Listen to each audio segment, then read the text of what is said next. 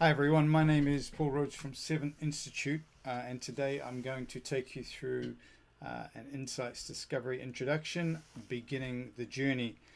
So, as Insight Discovery distributors and partners, what we'll take you through in this session should represent exactly the same experience you should get on a face-to-face course with ourselves or Insights Discovery directly. It's the same products, and we're all trained by Insights Discovery, and this is their material. So you should have a very similar experience, whether it's directly with us, one of the other partners, or with Insights. I'm going to play you a little video. I'm going to presume Insights is brand new for you. You may or may not have a profile in front of you. So let me play this short video to give you an introduction to the Insights Discovery system. Are you looking to help your people become more effective? Increase collaboration and productivity within a team? Improve the performance of your whole organization? Imagine if everyone in your organization could share a common language. If they could communicate effectively and appreciate each other's strengths and weaknesses. Wouldn't this make life easier for leaders, managers and teams? Welcome to Insights Discovery, a world-leading diagnostic which helps people really understand themselves and others. Insights Discovery starts with a simple and memorable 4-color model that helps us understand why we behave the way we do. We each have a unique mix of the 4-color energies, and in each person, one tends to dominate. Using this language of color can help people build rapport, adapt their style, and strengthen their personal and professional relationships. Individuals receive a detailed personality profile, one of many ways they can discover the value they bring. It's only by understanding ourselves and each other that we can make a positive difference in everything we do. Start your journey with Insights Discovery. Great. So Insights would fit into the world of emotional intelligence, and I suppose the main takeaway for me, for you, when you're watching this video for the first time, is to become a little bit aware of your own persona and your own personality that you would bring to work. So if you haven't done Insights before or anything like it, it's psychometric testing, personality profiling. We're going to help you understand a little bit about who you are and the unique mix of your personality.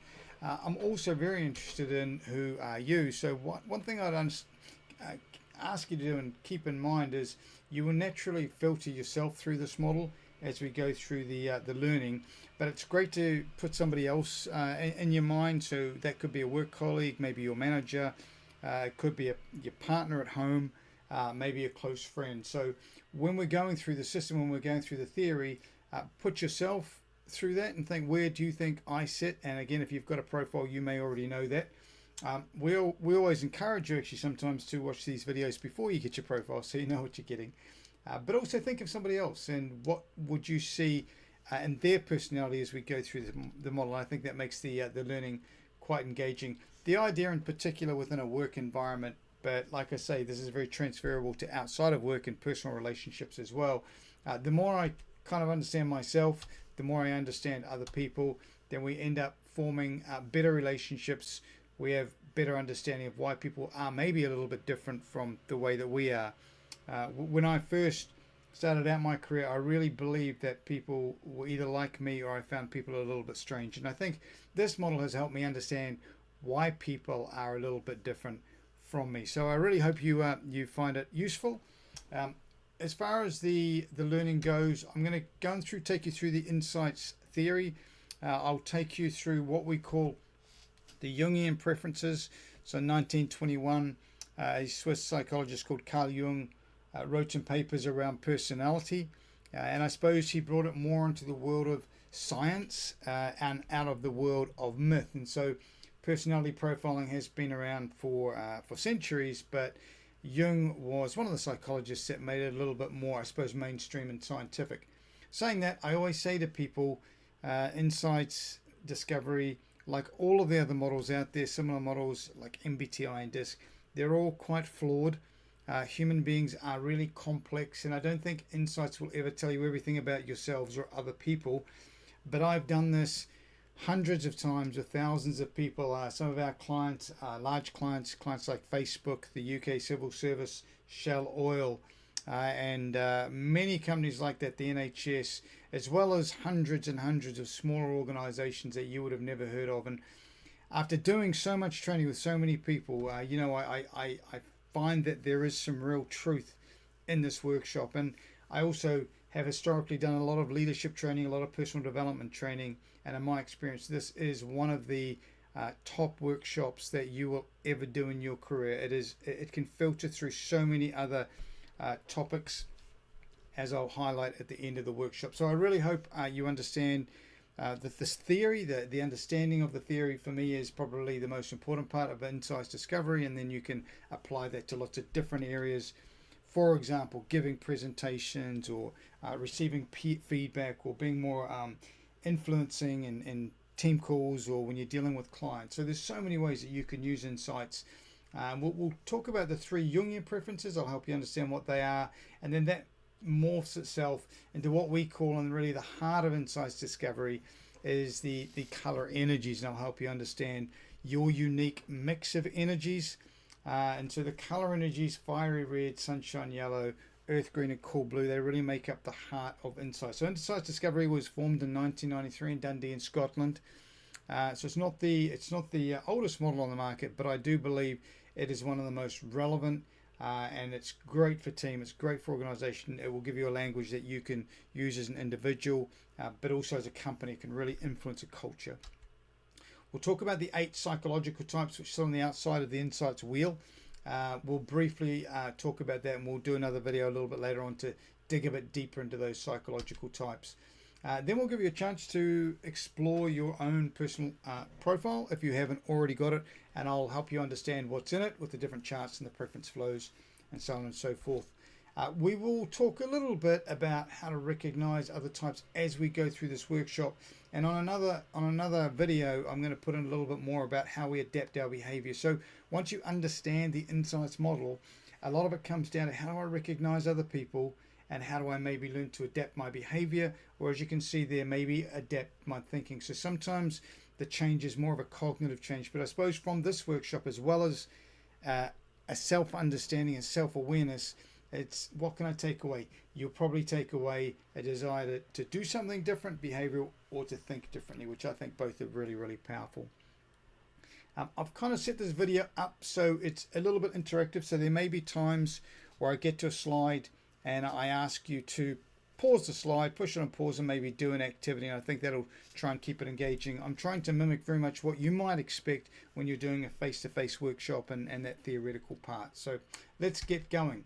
I'm going to play you a little video. This is from Northgate, part of the NHS up in Northgate, and they were having a few issues, and they use insights as well as a number of other tools to solve those problems.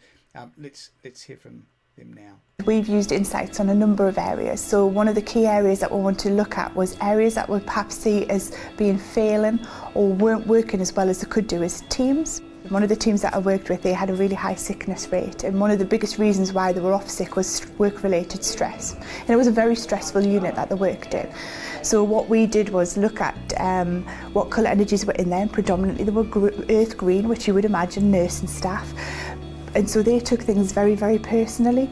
And when we sort of explored that further, people who had a strong fiery red, which is opposite to the earth green, often there was a lot of conflict within the department. So if somebody was a fiery red and they were in charge that day, then usually the earth greens became quite stubborn.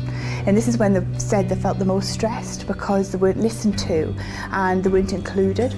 So we swapped everything around so that when somebody who had a fiery red preference was in charge, they had to make sure that they went round and included everybody in a handover, included everybody at the end of the shift to say, you've done a good job, because then people started to feel appreciated.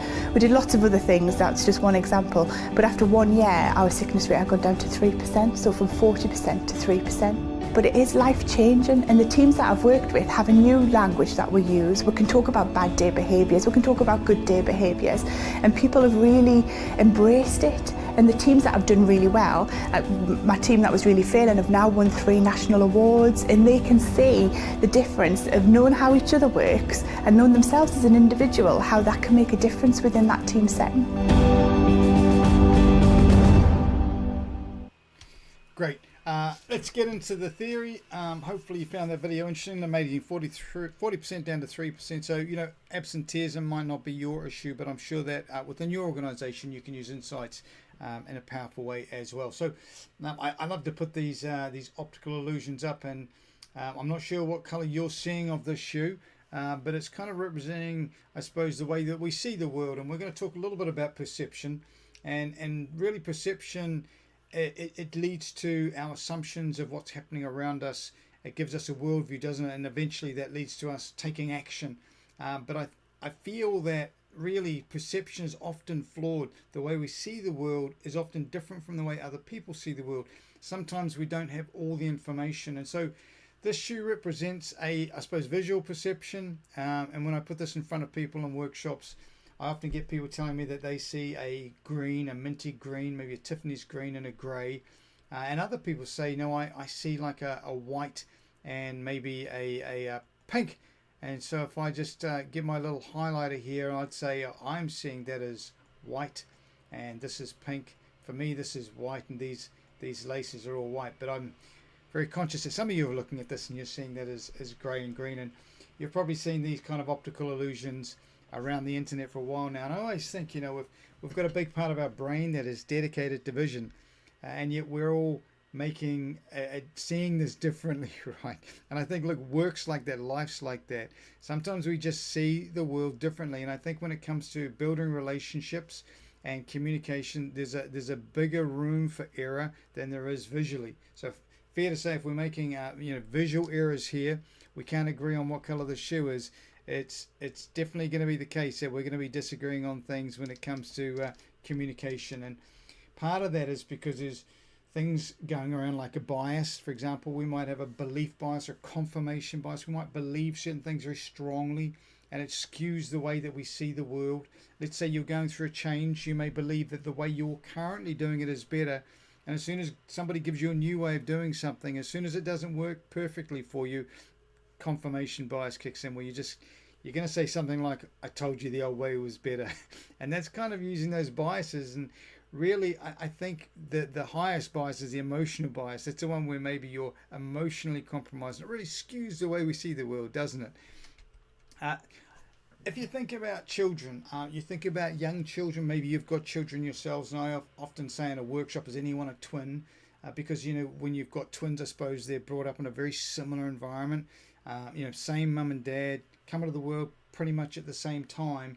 And so what creates that personality? What creates the way that we see the world? And, I suppose it is a mix of upbringing, definitely the culture we're brought up in, whether it's the country, whether it's the home, the environment, the city or the town that you live in. Even as you grow, I think, as we go to different organizations, all of these experiences, they certainly mold who we are as people. I am also a great believer that we are born into this world with a certain disposition, a certain personality. And I think it's that mix of nature and nurture that makes us that unique individual, that makes us who we are. And so when you think about the way that you come to work and you operate in meetings or you operate with clients, what happens generally is we end up operating at a high percentage of our behavior, a high percentage of our thinking, what I refer to a little bit as self-drive. We're not really processing it. We're not really thinking about it. It's all very much a natural behavior. Sometimes in a face-to-face workshop, I'll get somebody to come up the front in front of everyone, and I'll pick someone who's got their shoelaces tied up, and I'll say, did you tie your shoelaces up today? And they'll say, yes, I did. And I'll say, well, what I'm going to do is I'm going to ask you to undo your shoelaces, and I'm going to ask you to tie them back up again. And can you do it with your eyes closed? And so, most of the time people can, in fact, every single time people have been able to, with their eyes closed, undo their shoelaces and do them back up again. And while that seems like a very menial task and something that's very easy to do, I always say, have you got a child who's maybe under the age of 6? If I ask them to come up here and do this, could they do it? And of course, the answer to that is most of the time, no, they can't. They're still probably using Vacuum that struggle to do that. So when you think about our personalities, I think they're developed into this self-drive, this subconscious competence. Thinking about learning to drive a car, you didn't know you were very good until you started driving the car, and then you realize after a while that I'm not very good at this. Maybe you're doing the kangaroo hops down the road. After a wee while, though, you get some lessons, and you're consciously becoming aware of the fact that you're getting pretty good at this, right? You're going through roundabouts and you get into the giveaway signs, and you're doing okay. No one's tooting at you, no one's getting frustrated with you. And so we're consciously doing a good job. And then after a wee while, it becomes like, tying your shoelaces without looking. You'll drive 100 miles and you'll be maybe listening to the music, talking to the person next to you. And although you are driving very, very safely, you probably can't really recall a lot about the journey and how you got to your destination. And that's because you're kind of in flow. You're doing it subconsciously. You've done it all your life, and it's very, very easy. And I think at that stage, we consciously stop thinking about what we're doing. And I suppose what I'd like to say is, look, Insights Discovery is a model that will bring some of that subconscious behavior to the surface. The way that you engage people in meetings, the way that you deal with criticism, the way that you like to be delegated to, all of these things in a work environment are probably happening at a very subconscious level. Some people would say 96 to 97% of what we do is happening on this self-drive. So all I want you to do today is just be really aware of your self-drive and maybe the impact that's having on those people around you. This is a ladder of perception we sometimes look at. I want you to think about an event, and then at the top there you can see I've got in red, you're going to do something, right? In the middle you've got all of these things going on. I'm making value judgments. I'm interpreting what's going on around me. I'm coming to logical conclusions. I might be having an emotional or physical response. Maybe I'm in a meeting and someone's saying something and I'm getting wound up by that. Eventually I'm going to form beliefs, and then I will take an action. And when I say eventually, actually sometimes this can happen really, really quickly. I'd like you to imagine, if you can, you're driving down a motorway or a freeway, and you're in a good place. You're listening to some music. You're doing about the speed limit, maybe a little bit over it. And before you know it, you look in your rear view mirror and there's a big white van just coming in behind you, and they start getting really close to your bumper. Maybe they're only a foot away. Where I come from, they call that tailgating. And I don't know about you, but I'm processing all of these emotions pretty quickly, right? I'm feeling pretty maybe frustrated with this, and my logical conclusion, the belief I'm forming, is that this person is unfair. They're being a bully. They're just trying to get me out of the way. And my actions can take lots of different turns, can't they? I've heard it all. Some people are very mature. They just move out of the way. Other people, they get a little bit angry, so they start tapping their brakes. Maybe some people like to give this person a race. Other people, I've heard lots of times, they'll just slow down. They'll even annoy that person even more. One lady said to me, she had a cup of coffee in her hand. She tried all of that. Still the person was tailgating them, so she wound her window down, threw the coffee out the window. Now, I don't recommend that. It doesn't sound very safe. But, when you're emotionally compromised, we do stuff like this, don't we? And all of this is based on the belief of what I think is happening in this moment. Now, let me just paint a picture for you. Let's say, for example, that person had just seen a car accident. Maybe they'd picked somebody up. Maybe they had them in the passenger seat. Maybe there was someone who was pregnant, or maybe someone who needed medical attention. Maybe your dog or cat was walking down the street and had been knocked over by another car, and this person saw that dog or cat and had picked them up and put them into the back of their van, and they're just racing down the motorway as fast as they can to get your pet to a vet so they can get some help. And you know what? That may not be the situation most of the time, but sometimes I think that little bit of extra information, that information we're not aware of, that information we don't see, sometimes that can really change the way we interpret the situation. And I think that then in turn changes the way that we behave. One of the things I've learned to do over the years when I'm driving my car, I do about 25,000 miles a year on average. It's a lot of driving up and down the motorway. And when I find myself getting a little bit emotional, maybe someone's tailgating me for whatever reason, where maybe once upon a time I would have become really frustrated. Now I take a deep breath and I say to myself, do you know what? Have you ever been in a situation, Paul, where maybe you're on the other side of the fence, you're the one driving and you're in a rush to get somewhere, and there's somebody in front of you that's maybe just going a little bit slower? How does that make you feel? And do you know what? I have been in that position and I feel frustrated. I'm like, get out of the way. I just want to get to where I'm going.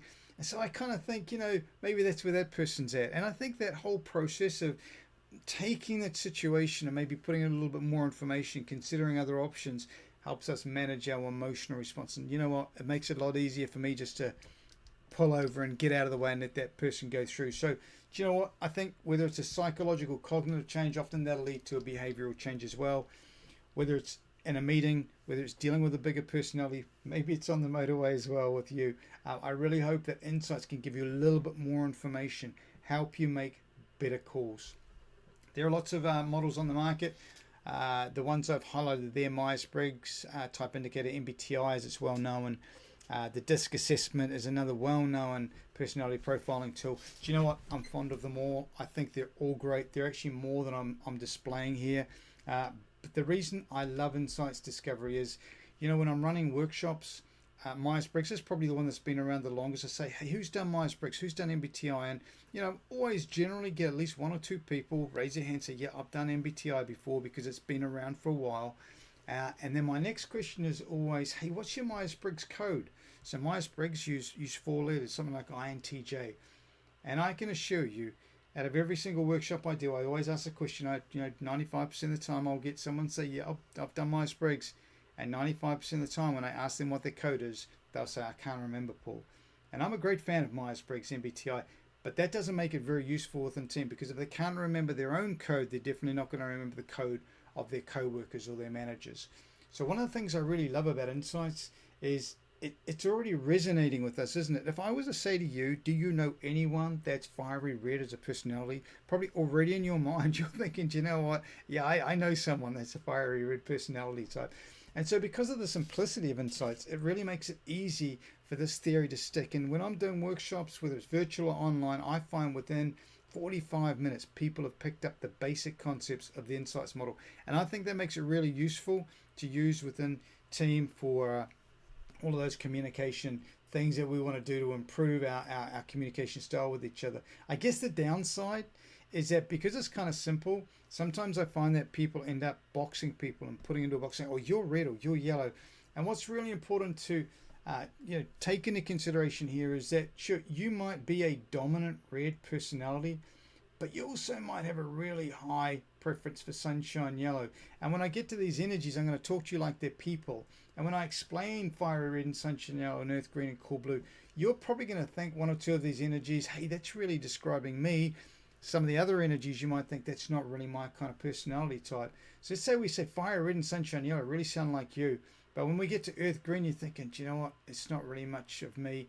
And maybe the cool blue, maybe not so much either. And so eventually you'll get something like this that gives you this kind of unique picture within the Insights world of what your personality would be. It's very rare that we would get somebody that looks like this, right? That's just cool blue and everything else is zeroing out. And so keep in mind, the simplicity of the model makes it really strong and really easy to learn, but we don't want to fall into the trap of maybe branding people colors, because we can all draw from all of these energies. Try and think of it more like, as I describe the theory, which one of these energies, 1, 2, 3, which one are you drawn towards? Which one is like a magnet to you? You think, yeah, that's kind of who I am. The way we present it to you in the profiles is in a bar chart like this. We have 3 kinds of personality types in the Insights model. Number 1, we have the accommodating type of personality type. This person we would describe as being a dominant sunshine yellow. So the language we like to use is they may lead with sunshine yellow. And at 93%, I'm sure going to see a lot of those kind of characteristics coming through.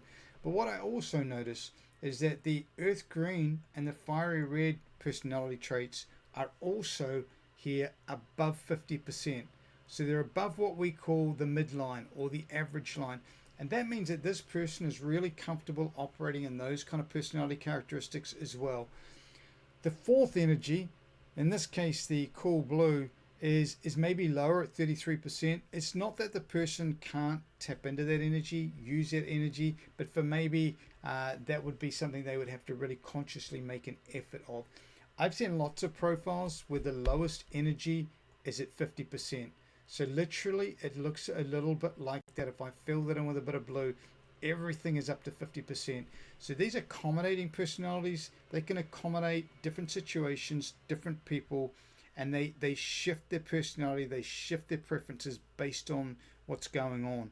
I suppose we might see this personality more as a chameleon-like personality. Over here, we have a classic personality type. So here I've got a dominant fiery red personality, and they're also pretty comfortable in the sunshine yellow, but the green and the blue are definitely below the line. So here we've got someone who's classic, and I think the reason we call it classic is well over 60% of people who do profiles would fall within this kind of profile range. So this is the way we present the color energies to you. So here we've got someone who's, you know, really red, very comfortable with yellow, but not so much to the green and blue. And again, it's not that I can't operate here, it's just this is maybe not something that I would want to operate in. Over here we've got a focused personality. Now this is somebody who is dominant fiery red, and that's the only color energy that is above 50%. The yellow, the green in particular, and the blue are all below 50%. There is probably between 1 and 2% of people who do an Insights Discovery profile that would have this profile type, that would have a conscious persona of only one color above the line. And even then, in my experience, most of those people have got a secondary color that's at least at 45, 46, 47%. And so I always take into consideration, you know, where's that secondary energy? Couple of questions answered differently and that person would be above the line. But these are focus types because there is only one color energy above 50%. What I'd like you to do is I'm going to get you to pause your screen in a second, and I want you to think about all of these words. And again, I don't want to put you into a box. Well, in fact, I will put you into a box today, but let me say it's probably a box that you want to be in, and I'll position that for you in a second. What I'd like you to do is go through these words, and I'd like you to choose 3 words that would best represent you in a work environment. You can probably do them all, but which 3 would you say would really represent your personality type? So let's say, for example, you said, I'm going for calm, I'm going for patient, and maybe I'm going for influencing. These are the 3 words that would maybe best describe you. They're the ones that you're kind of drawn towards the most. So pause the video. I'm going to give you an indication once you've done this. When you come back and you've chosen your 3 words, I'm going to give you a bit of an indication of whether there is a theme or not. And the theme we'll get into will be based on the Jungian preferences in a second. So pause your screen and choose your 3 words. We'll see you in a second.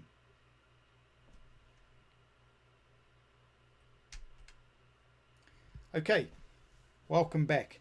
I'm going to put some colors on these words, and I'm going to help you understand maybe what maybe the themes are that you've come up with. So I think the 3 that I chose was calm, which is earth green. I think I went for patient, which is also earth green, and I went for influencing, which is sunshine yellow. Now the earth green and the sunshine yellow, they share a common ground, which we're going to get into in a minute. So there's definitely a theme here. Maybe you chose driving, firm, and well argued. So you've got 3 fiery red characteristics. That might indicate, again, your profiles would be more accurate, but it might indicate that you've got a really strong preference for fiery red.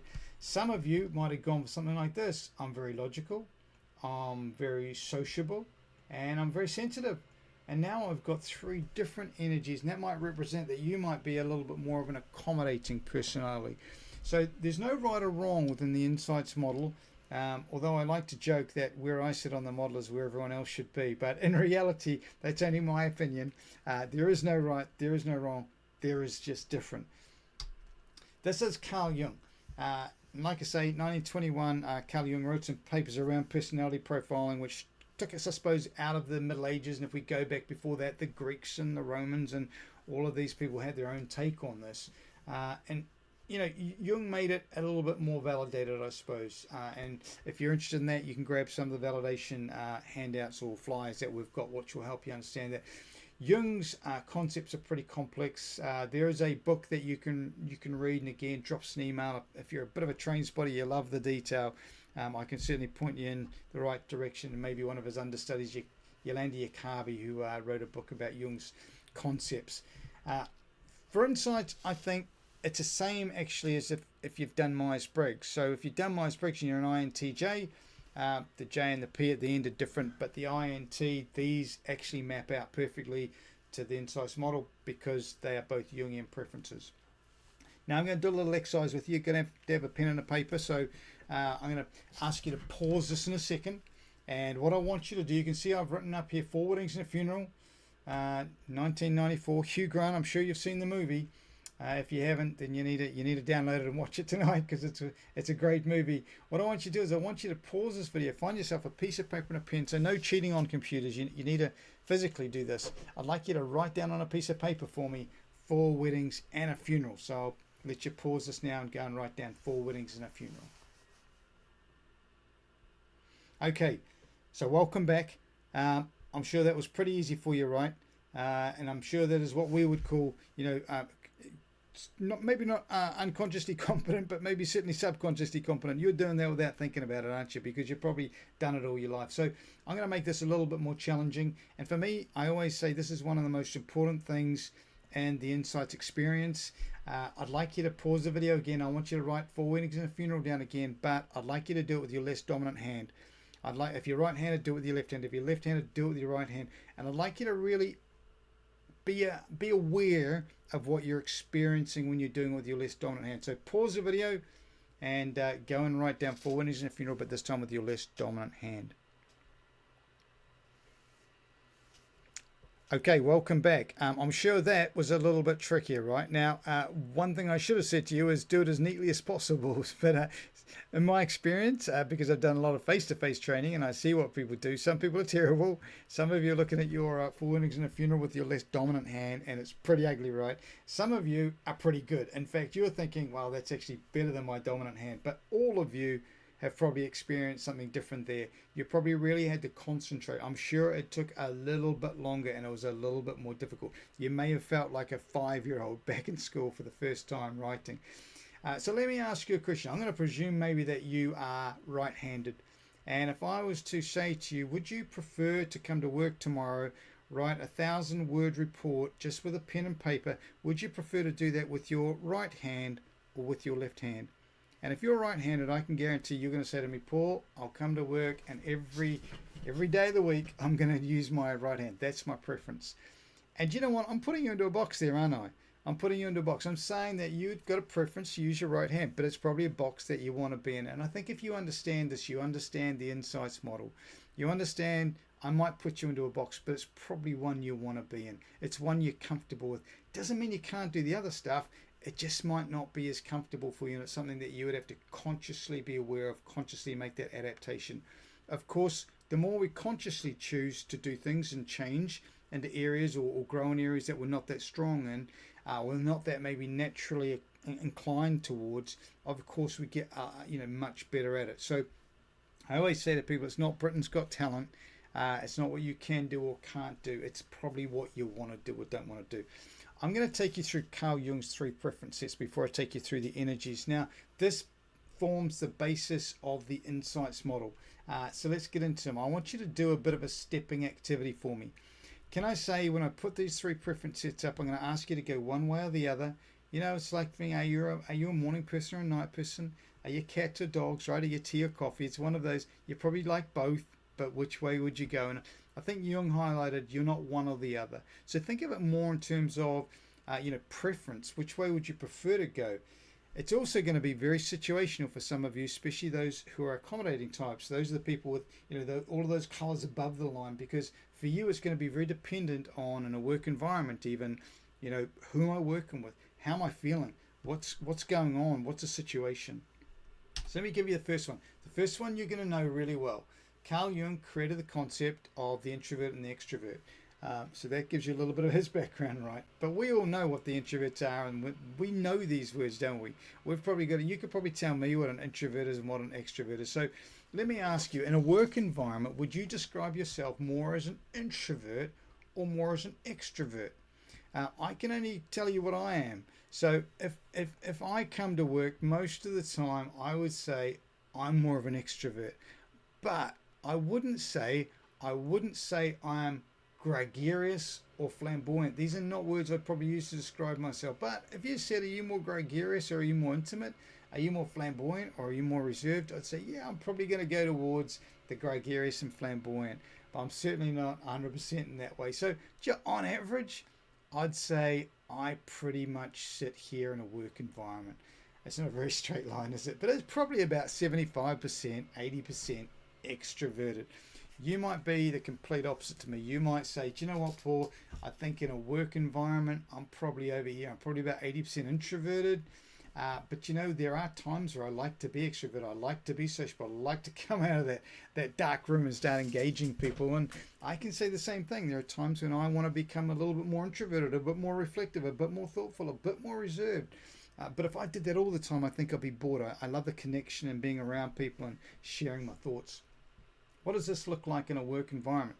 Think of some of the classic environments we find ourselves in at work. Think of being in a team meeting.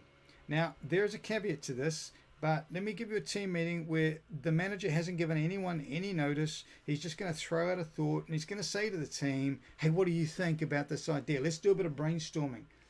Let me ask you, who do you think is going to share their thoughts first? The introvert or the extrovert? That's right. More likely, the extrovert is going to share their thoughts first. And I'll tell you why. Extroverts have a gift. We can talk before we think. It's amazing. In fact, I often find that I'm talking and my brain is trying to keep up with my mouth. Unfortunately, when I'm talking, I can do it with great confidence and great conviction. So you may be sitting there thinking, wow, this person really knows what they're talking about. And I can tell you sometimes that can be a long way from the truth, right? I'm literally just making it up on the spot. And so what does that mean? It means for me, within 3 minutes, I could have completely changed my mind. I could have sold you a dream and then actually decided 3 minutes later that that's not what I thought. And you know, you also might be sitting there, by the way, and thinking you don't know what you're talking about. You may be all over me. So when you think about it, I'm kind of brainstorming, aren't I? I sound like I'm convinced about what I believe in, but the truth is I'm just thinking out loud. So I'm really comfortable throwing things out there.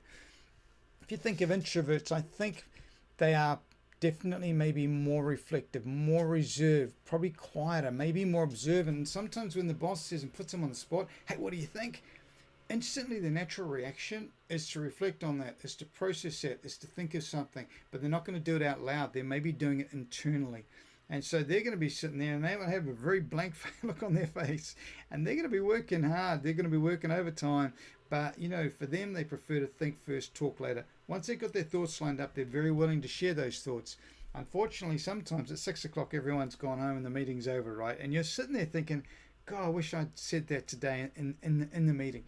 Now, what I say, when I say caveat, what I think a situation that might change and might change the whole dynamics here is, let's say the boss had said 3 days before, they said, you know what, team, I'm going to have a meeting in 3 days and it's going to be about subject X and I'd like you to put some thought into that. I'd like you to conceptualize and come up with some ideas. So the boss has given you a few days warning. Also, it's a subject you're pretty confident with. Also, when you turn up to that meeting, there are people there that you're pretty comfortable with. So when the manager says, hey, who's got any ideas? Do you know what? Introverts can all of a sudden look very extroverted. They can look very confident because they've had that time to process. They've had that time to think.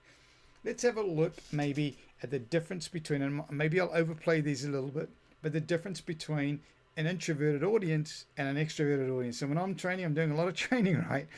I'm getting my knees up and here we go. I'm looking at these people and there's my introverted audience.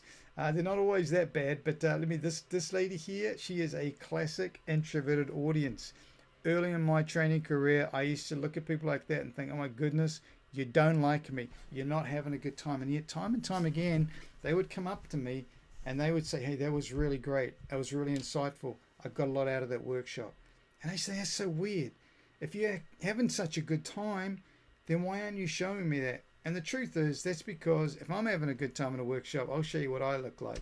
This is my extroverted audience, right? They're really sending me those signals. They got the active listening. They got the participation. They got the facial expressions.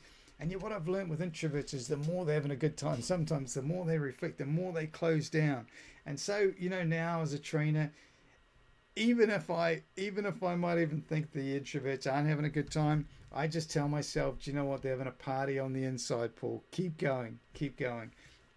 Think about what this looks like in your relationships outside of work. Now, my partner is my opposite. She is an introvert, probably 80% introvert. And so when I'm talking to her sometimes, this is what she looks like.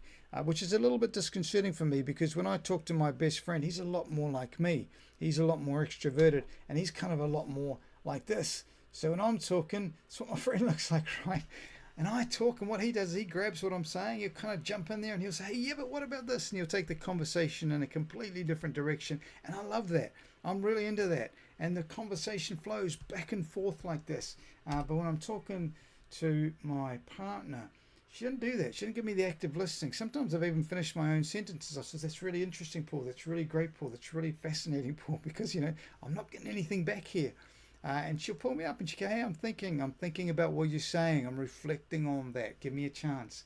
Now, when she starts talking, I get into really big trouble because, you know what? I want to play that game I play with my best friend. He talks, I talk, he talks, I talk. I call it ping pong conversation, right? Table tennis conversation. It's going back and forth at 1,000,000 miles an hour. But you know what, Louise? She doesn't like that so much. She doesn't like that game. She wants me to play her game. As soon as she says anything interesting, which doesn't take too long, she's thought about it, I want to jump in there and say, yeah, and this is what I think about that. But normally I get a big hand. I call it contribution. She's got another word for it. She normally says, don't butt in, don't interrupt. Anyone out there relating to me?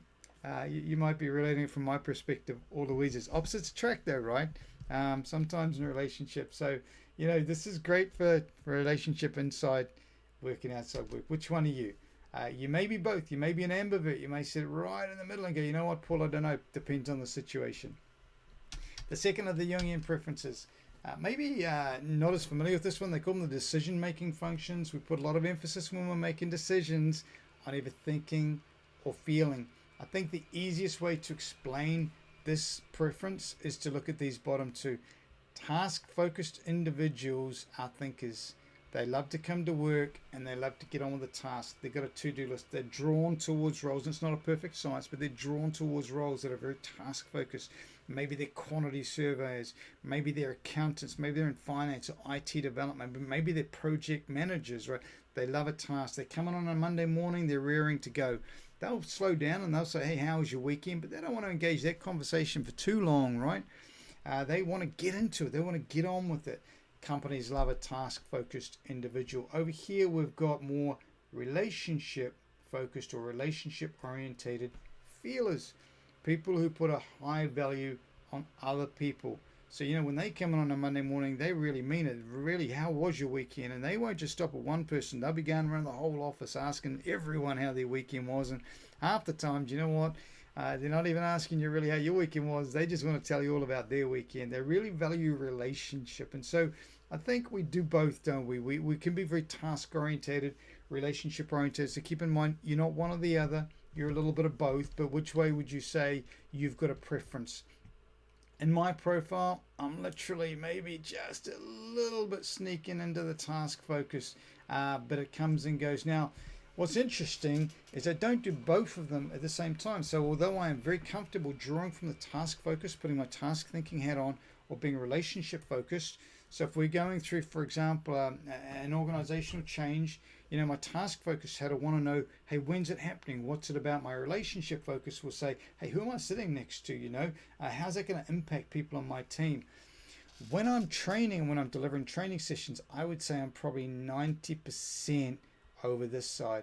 I really swing. So although overall I'm kind of more task focused, when the situation asks for it, when the situation is me delivering a presentation to a group, there's no real need for me in that environment to be too task focused. So I definitely swing over and I'm more relationship oriented. As I'm showing you all those relationship kind of preferences. I'm a lot more maybe involved or personal and maybe a lot more informal. I tend to swing that way. But when I'm maybe putting my task focus cap on, I'm becoming a lot more strong-minded, maybe a little bit more detached, maybe a little bit more impersonal. I can tell you when I am task focused. I can feel it. I'm definitely task focused as soon as I enter a supermarket. I don't know whatever country you're in.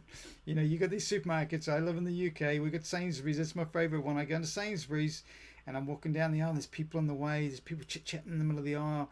And I can tell you at that stage, my relationship focus has left the room. I'm task focused and these people are annoying me, right? I just want to get out of the way, right? I just want to get from A to B to get that stuff, get the milk, get the food, get out of there. And I get frustrated with people. I can feel myself getting a little bit, and I'm sure some of you relate to this. Some of you who are naturally a lot more relationship oriented, you're those people who don't mind sitting around the supermarket talking to people, right? I'm in and out. So, you know what?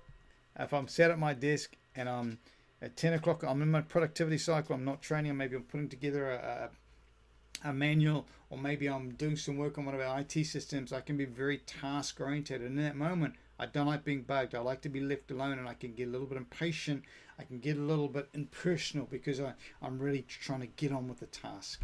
Which one of you? If you want to figure out who people are, this is what you do.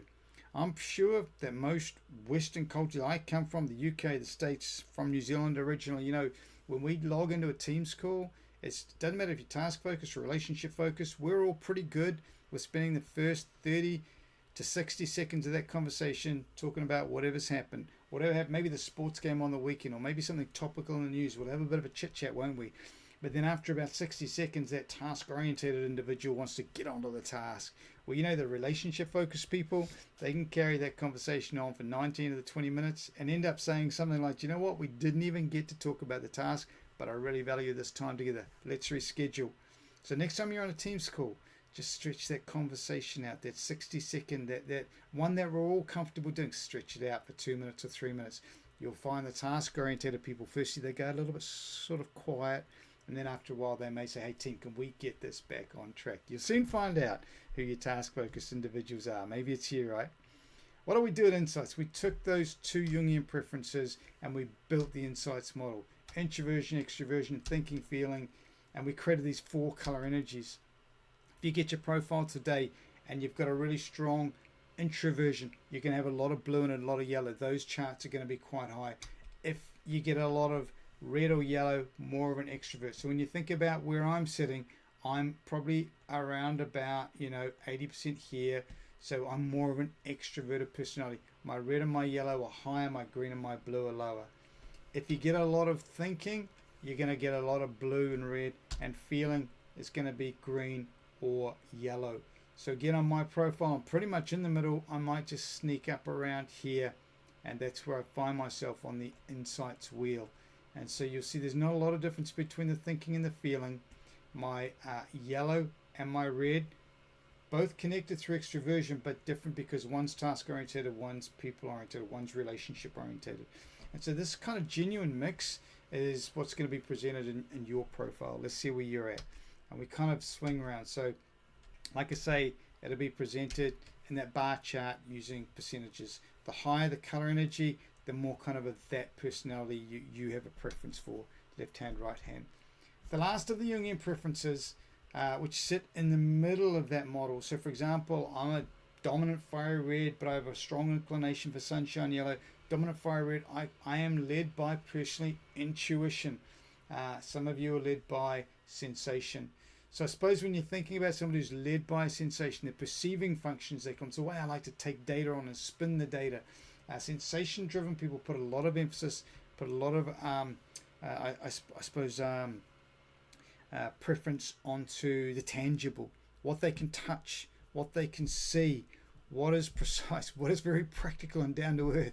So they might say something to you like, you want me to believe it? Show me the proof, show me the evidence, show me, let me touch it, let me see it. Over here, you got your intuition. You got people who are a little bit more like, I can use my imagination a bit more. I'm a bit more unpredictable, blue sky. I like to kind of dream a little bit, I suppose, if you like. Now, it's not that I can't use my senses. I absolutely can. And it's not that people who are sensation driven can't tap into that gut feel, that intuition. Of course they can, but you may have a preference one way for the other. For me, I'm pretty strong on the intuitive side. I'm going to put a couple of slides up. Let you choose which one are you. So if you're sensation driven, this is going to be you. Grounded in the present, practical, pragmatic, concrete task, defined outcome, more focus on facts and details. It's more of a linear thought process than an abstract. You see things very much as they are. And again, we do both. Keep in mind you do both, but detail oriented. But are you that kind of personality type? Is that your preference? Or are you like me, always imagining the possibilities? Love the big picture. I love conceptualizing. I love new stuff, right? I just love new tasks. In fact, I love new stuff. Even what is new today will be old tomorrow. I love change. I'm always looking, for deeper meaning and stuff. What does that mean? And I trust my gut over my 5 senses. You may be like me. I can use my senses, and I don't always trust my gut. Sometimes I have to sense check myself. Let's think about how this plays itself out. You're going into a meeting. You recognize that in that meeting are 5 people that are all led by sensation. If you knew that, ask yourself this question: how am I going to present my thoughts to them? How am I going to present myself to them? What do they want and what don't they want? Well, probably they want me to come in with some detail, some facts, some cold hard facts, maybe some evidence to back up what I'm trying to sell them, whether it's an idea or a product.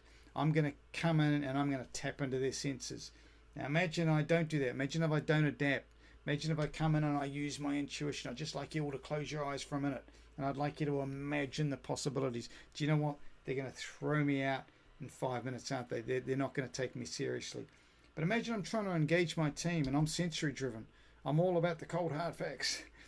And I don't get it that my team is all sensation, all intuitive, they are led with intuition. And I go into that meeting to try and encourage them, to try and engage them, and I do it by maybe showing them all the financials for the last 5 years or something cold and detailed like that. I'm just not going to win the heart, am I? So do you know what? We use both. If you're going to try and sell me a car, I kind of trust you on all that stuff like the finance rates and the miles to gallon. I kind of just believe, you're a dealership, you're going to be good for that. I'm really interested in what color this comes in. Has it got that nice brown leather? And when I'm driving it around town, is this the kind of car that matches the kind of person I want to be, right? So, which one are you? Are you intuition or are you sensation driven? It'll come out of your profiles and be quite strong, probably be quite a strong, if you've got a really strong preference on this, it'll come out as quite strong language. Okay, I'm going to take you through the 4 colors: fiery red, sunshine yellow, earth green, and cool blue.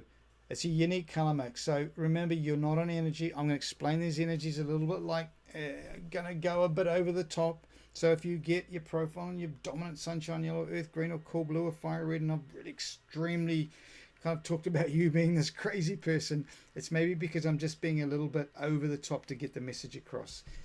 So remember, it's actually the unique combination. So here I am, it's my unique combination of what this looks like that makes up the unique me. Fiery red. Little test for you. Introvert or extrovert? Hopefully you got that one right. Here we are, extroverts. Are we thinkers or feelers? Task orientated or relationship focused? That's right, we're at the top. We are thinkers. So a fiery red is an extroverted thinking type.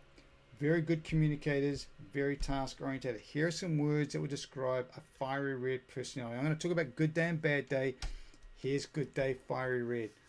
So they can sometimes come across as the bigger personality. They can be quite focused. They can be quite driving. I would say if you looked at all of the Gallup stuff around employee engagement and what brings meaning to a work environment, fiery reds are often going to be high on achievement drive. They love conquering stuff. They are fast paced. They do life a million miles an hour. Be brief, be bright, be gone. They are, if they were a car, they would be the accelerator. They love going forward. They are very, very good with people, and they're very good at bringing people along with them. In fact, on a good day, fiery reds can be very generous and very kind individuals. They will open doors for your career, and they'll really support you through that. However, the caveat is they kind of got to like you. They don't suffer fools. They don't suffer fools. So on a good day, we love fiery red energy. Organizations love fiery red energy. And a lot of fire red energy, decisive, determined, assertive, firm, brings for a lot of really confident communication skills. So you'll see these people in meetings and in presentations, and they'll come across as they're really confident individuals. The sunshine yellow is also extroverted, but now we're more the feeling type. So all of a sudden the shift from being task orientated goes more towards the people element. And so I'm still extroverted, so I'm still doing all that communication, but now I'm really placing it on the emphasis of those around me. You will know a sunshine yellow if you've got them in your life, especially a strong one. They're fun, they're creative, they're very persuasive, they're passionate, they're glass half full, they're very inclusive and friendly, sociable. They can be the life of the party. They can be noisy. They love to talk. They love to talk. So you'll find them in jobs, I don't know, maybe like sales or training. You'll find here where you've got people who are very sunshine yellow. And if you have got a sunshine yellow on your team, you'll feel the vibe. I love sunshine yellow in a training course is great because they contribute, they want to be involved, they want to share their thoughts. They certainly don't want me talking to them for hours and hours and hours. They love those team activities. They love to get involved. They're pretty good communicators. Naturally, they get on with people. They can be really personable. So you spot them a mile away. I do like sunshine yellow energy. Earth greens, more of an introverted, more of a introverted type. So all of those kind of, I suppose, more reflective types, but very people orientated. And so if you think about somebody who is earth green, you're thinking about words like caring, patient, reliable, steady, calm. In the world of employee engagement, they probably put a lot of emphasis on fairness and equality, a lot of emphasis on things like, values, what's right, what's wrong. They probably have stability is high on their agenda as well. So they like a working environment that's collaborative, people are getting on. They don't like conflict, although they actually are very good at mediating conflict. I like earth green energy. Generally speaking, they are pretty nice people. They're very fair people. They've got a calmness about them. If you're going through a hard time, there's a lot of empathy. So there's an earth green's a good person to bump into. They'll really take their time out. They'll sit down. They'll have a coffee. They'll talk to you about stuff. Really, really caring. Not only about themselves, but they really care about those people around you. So if you're going through maybe an office relocation as a change, they're not just interested in how that affects them. They're really interested in how that affects other people as well. So earth greens are great to bring into the mix when you're going through something like that, because hey, what are you seeing? Maybe I'm a fiery red and I'm focusing all about the task and getting stuff done and making it all happen, and yet I'm maybe not seeing what you're seeing. So as a fiery red energy for myself, this is my opposite type, the earth green. And so this forms a really interesting relationship in the work environment. I can find earth greens a little bit frustrating at times because they're different from me, but there's also great synergy there. They'll support me in what I'm doing.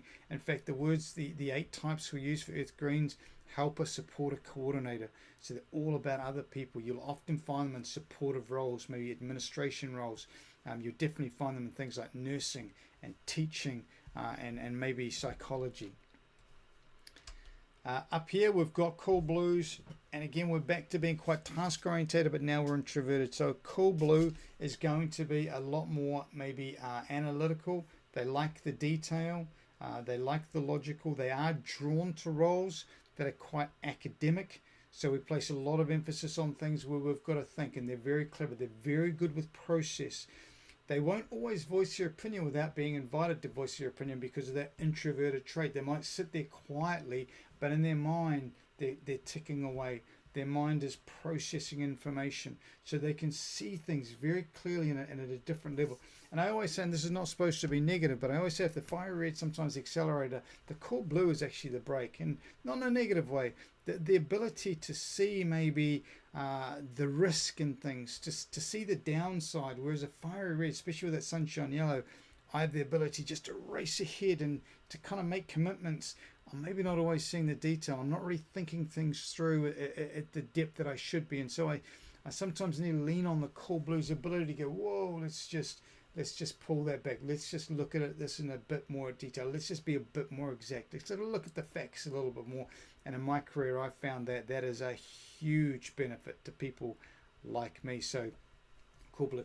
Again, which one are you being drawn to here? You know what? You might be like me. You might be high fiery red, sunshine yellow, not too much earth green, a little bit of cool blue, and so you're kind of painting your map there. Or you might be a really strong cool blue and thinking I've got a lot of earth green, but boy, none of that sunshine yellow, and not a lot of that fiery red, and so you're kind of bringing a picture. This is how we actually will present it in the back of your profile. Remember, you are all of these energies. You can access all of these energies, but you may have a preference for one or two above the others. And remember, you've got those different personality types. So remember when I took you through the personality types at the beginning, and I talked about the accommodator. The accommodator is using maybe cool blue, fiery red, and sunshine yellow. They're closer to the center in the team wheel. I'll show you that in a second. That means they can kind of walk around that wheel pretty easily. or you might be a little bit more like me, where I'm a little bit more fire red sunshine. I'm very, very comfortable with that extroverted energies. But the blue and the green, it's not that I can't do them. It's like me using my left hand. I just have to really sometimes think about it. So let's talk about bad day. If you haven't found yourself yet, maybe you'll do it now. And remember, you're thinking about yourselves, you're thinking about other people. Can I firstly say bad day behavior is often real, but it's often misinterpreted behavior. It's often seen from the other energies, the opposites. So what do we look like on a bad day? Well, fiery reds, if triggered, maybe you're not doing what I asked you to do. Maybe you're taking too long. Maybe I'm just having a bad day. Maybe you're in the aisle in the supermarket and you're just having a chit chat and you're not getting out of my way. I can potentially on a really bad day be a little bit aggressive, a little bit controlling, a little bit intolerant, a little bit impatient, a little bit dismissive. All of these can absolutely come out if I'm not emotionally intelligent, if I'm not taking a deep breath and being aware of that. Can I also say though, with all of the energies, and in particular fiery red, I think we can be misinterpreted. Sometimes I'm just being direct. I don't mean to be aggressive. Sometimes I'm just being transactional. I don't mean to be rude. And sometimes there's that misinterpretation. And so the cognitive approach, in particular for my opposite over here, my earth green, is sometimes just to see the situation differently. Give you an illustration.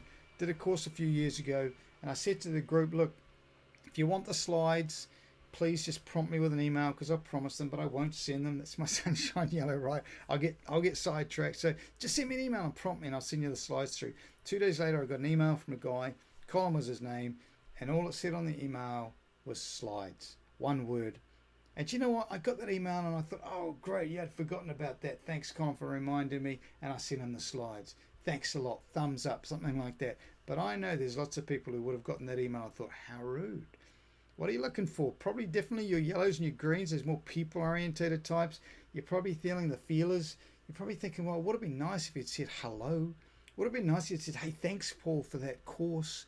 But you know what, I saw it as transactional. I saw it as it was, but I'm also fiery red. So there's a couple of adaptations here really. My adaptation for the fiery red sending that email is to be aware of the fact that if I'm sending that to somebody who's maybe an earth green or sunshine yellow, hey, I might just start the conversation by going, hey, how you doing? Thanks a lot for the course the other day. The other adaptation, if I'm an earth green or sunshine yellow and I'm getting offended by that, take a step back and ask yourself, do you know, am I being overly sensitive? Did that person really mean to come across as rude? And by the way, I'm not giving any excuse for poor behavior or rude behavior, but maybe sometimes we just misinterpret people's true meaning. Maybe they didn't mean to be rude. Maybe they thought they were doing you a favor. And I think sometimes that little bit of extra information can really help us process our own emotional response to that, which can change our behaviors. Sunshine yellows. This is what insights would say. They can be a bit excitable. This is a bad day, by the way. Excitable, frantic, flamboyant, hasty. They can be a gossip, right? We like a little bit of a gossip. They can be a bit touchy-feely, like in an appropriate way. Maybe we'll put our hand on your shoulder and say, how are you? And you know, if I said that, so it can be a bit discreet for sure. If I said that to another sunshine yellow, they're probably looking at me thinking, what's wrong with any of that, right? And so when you're thinking about maybe what bad day, they're a bit noisy, you're going to compare it to maybe what the opposite thinks. And so we realize here we've got our opposite color, which is our cool blues. And what's their interpretation of all of this, right? They may be sitting there thinking, you know what, you're too noisy. You're making me feel uncomfortable. You're not detailed enough. And so I often think it's not always real. It's not always true, but those other people around us are interpreting it that way. Maybe the fire red's getting impatient with me because I appear to be skiving off, but really I don't think I am. I'm just, I'm being a bit sunshine yellow.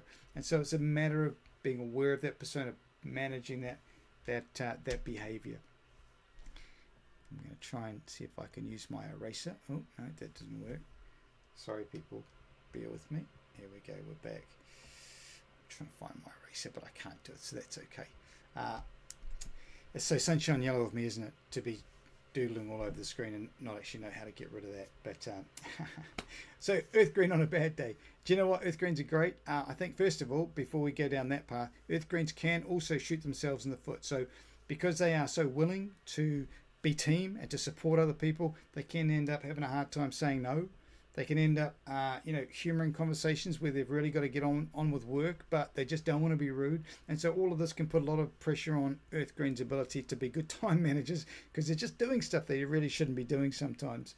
But there's another side to an Earth Green, and I think, look, what I would say is never misinterpret kindness with weakness. Earth Greens are very strong-willed, very value-based, and if you cross that line with them, if you get them to a stage where they're really unhappy, maybe, if you think about the video I showed you early on, the doctors are coming in, the nurses are doing 10-hour shifts, they're really giving their heart and soul. The doctors are coming in being very transactional, not recognizing the efforts, not including them in the handovers, and they all really felt pretty switched off. You can find an Earth Green can be quite stubborn, docile. They will withdraw. Now they'll withdraw in two ways. They'll either become really stressed about that situation, maybe they will go on stress leave or absenteeism like we saw in that video, or maybe they'll turn on you. And I always say beware of the Hulk. They are not weak people, and if they don't like what they see, they can look very, very red. They can be very strong, and you're trying to put a change through the organization, they're going to resist it. You may get a bit of passive aggressive behavior. You might get them kind of guerrilla warfare, resisting you secretly, which I think is a problem. If the glass is broken with Earth Greens, it's really sometimes hard to put it back together again. You say you're sorry to a Sunshine Yellow, do you know what? They'll be a bit upset for a few seconds, but they'll bounce back. Earth Greens, they'll probably say something like, you should be sorry, I just need to process this for a wee while. So you've got to be really careful with those Earth Green energies. We don't want to get them offside, because they'll feel like that's unfair. They'll feel like, I'd never do that to you. And once you've got them there, it can be really difficult getting them back. So Cool Blues, I think Cool Blues, again, it's really unfair, stuffy, indecisive, cold reserve. That's the view probably of a Sunshine Yellow. That's the view of someone who's doing all sorts of things, and maybe the Cool Blues thinking, why are you doing that? Why are you being so noisy? Why you, work is work. What are you doing? And so I might, from a Sunshine Yellow perspective, interpret your quietness, you being reserved, as being a little bit, cold, or as a negative trait. And I think really it's not true. If you've got two Cool Blues in a room, they wouldn't see this as negative behavior. They wouldn't see that as unhealthy. They'd kind of get it. So remember, it's always sometimes bad days interpretation. And I think one of the great things about insights is that it makes us aware of maybe how our persona is being interpreted by other people. And then we can make those adaptations. Awareness, and we can change our thinking, or we can change our behavior. So which one are you? Well, that's the right answer. You're none of them, and you're all of them at the same time. You're not a color energy. And I have overdone those a little bit. But which one do you kind of relate with? Which one do you resonate with most? Maybe for you it was easy. Maybe for you it was really difficult. Your profiles will bring this out in the bar chart, so let's hope that's accurate. You may be an accommodating type. The lowest of these energies maybe at 50%, the highest maybe at 60%, which means you're really shifting in and out of all of these energies a lot. You're really comfortable. Depends on the situation, depends on the person. For me, it's not the case. I'm a dominant fiery red, but I'm really comfortable with the Sunshine Yellow. The blue and the green, they're not so high on my profile. It doesn't mean I can't access those colors or operate in them. I can. I've just got to do it consciously, and yours will be the same. So you've got a profile. If you haven't read it, maybe you're going to get it now. A couple of things about the profile. Number one, if you want to score your profile, this is how we do it. In the front of your profile, there is an overview section. And so the overview section is generally 2 pages. You've got the introduction, then the overview. And I would say the overview section, if you think about it like this, there are 50 sentences. So 50 sentences, each sentence worth 2%. So if you go and you look at a sentence and you think, actually, I don't agree with that, you own the profile. Insights Discovery is flawed. They're all flawed because you're more complicated than a profile. See this as a tool in your toolkit. When you get your profile, it's an algorithm-based profile. Although I love them and I think they're incredibly accurate, and I've heard most people, thousands of people I've trained, and most of them have said, wow. The odd one, sure, they've said it didn't really land for me, but I would say 99.9% of people really like the profile and what they see. So it's a direct representation of your evaluator that you've done. But if you don't like something, if you read a statement, it is algorithm based. If you read it and you think that's definitely not me, stick a line through it. Stick like you own the profile. It doesn't own you. So let's say you went through the overview You put a line through 1.5 sentences, that's going to be 3%, which would give you an accuracy of 97%. Hey, look, you own the profile. When I got my profile, whole page there on strengths, I really like those. There's a whole page on weaknesses. I put a line through all of those because they just weren't true. It does pay, however, to go home and maybe give this to your partner or a good friend because, yeah, my partner Louise, she put most of those weaknesses back in. So sometimes it's just somebody else's perspective. So remember, this is how we're going to present it to you. Now, you've got two charts in your profile. You have your conscious persona, which is your game face, your work face, and your less conscious persona. The less conscious persona represents you maybe in an environment where you're not at work. Maybe you're in a more relaxed environment. In fact, I often find on training courses, people are a bit more relaxed. They don't have their game face on. And so I might see their less conscious persona. The one I'm really interested in is your conscious persona, a direct representation of the evaluator you've completed. If this is your profile, you are a very high at 93% sunshine yellow, but I'm not going to just say you're sunshine yellow. I'd say that you're leading with sunshine yellow. It's a dominant energy, also very comfortable with the green, very comfortable with the red. And yep, you can operate out of blue, but that's definitely more left hand for you if you're right-handed. It's maybe not as comfortable. It's maybe what you have to do consciously opposed to that sort of self-drive. Here, I've got the preference flow in the middle. The preference flow represents the difference between you in a more relaxed state and maybe you in a more switched on state. And insights, we're kind of trained to say your less conscious persona here. It's like you being at a wedding. I'm taking a photo of you, but you're not aware I'm taking the photo.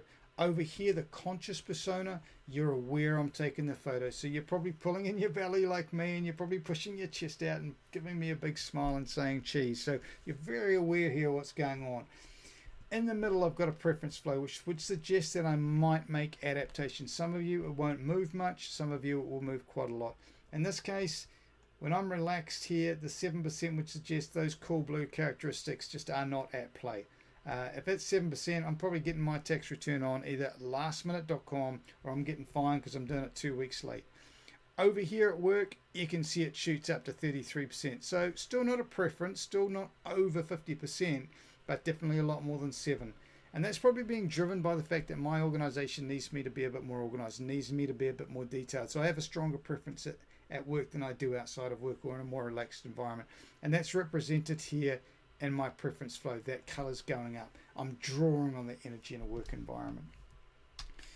You're also going to get a position on this chart. Now, in your profile, there will be 2 dots. One will be light, one will be dark. If you can't see them, if there's only one, it's because they're on top of each other.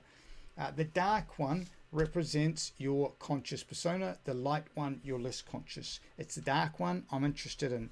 So let's say your dark conscious persona is KC here, number 26. Think of these as postcodes. There is a rhythm to them, but they're kind of meaningless. But number 26 is a postcode, and it's relatively different from 35 over here, JZ.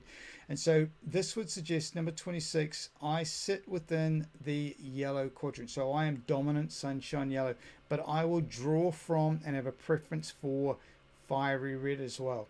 Now you can also see that I'm in this middle circle, and that's because I'm a classic, 2 above, 2 below. If you get your profile and it's like this, it has 3 above, you would still be in the sunshine yellow quadrant because yellow is your dominant energy, but you're going to be maybe in here a lot closer because you draw also on the red and you draw on the green. You're very comfortable. And the idea is with the accommodators is you just find it a bit easier to walk around that wheel. From here, it's a bit more of a journey. Like I said, very few people sit right out here as maybe focused personality types. And that was just got one color above the wheel, but you'll all be on the wheel. And what's interesting is when you see this as a team, sometimes we've got KC and JZ, and do you know what? They might get on really well, but there's certainly room for misinterpretation. They probably have lots of different preferences when it comes to the work environment. And we do, maybe you've been on one of our workshops with team, we do the team dynamics, team effectiveness within Insights. Good fun. Remember, you don't get owned by a profile, you own the profile. You want to come to work tomorrow, you want to be more blue, you can top up on that. You want to be more green, every day of the week, I can be more diplomatic, more calming. Sometimes I just have to take a deep breath and make a psychological adaptation, a choice to do that. You're managing a team, you're cool blue, you want to be more yellow, hey, you can do it. You just consciously got to do it. You want to be more red, you can do it. You just got to think about it. So this gives you a model to understand yourselves, but also it can help you understand what you want to grow into. It'll help you understand other people. Let's wrap it up. Every time you meet someone, you have the opportunity to practice the skill of recognizing and adapting to their color energies. So in another video, we'll talk a lot more about this, but as we've gone through this workshop, if you've got someone's profile, how do we recognize where they're at? Where do they sit on this wheel? Where am I at? How do I adapt my behavior? How do I become a communicator that can change and shift based on recognizing where people are at and recognizing how to kind of get more out, recognizing how to make better first impressions, better communication, better rapport, be more influential. We'll do another video on that. But I hope out of this video you have really found the knowledge around your profile and also the Insights Discovery System. Thanks a lot for your time. If you've got any questions, please feel free, drop me an email, info@7institute.co.uk. Have a great day, everyone.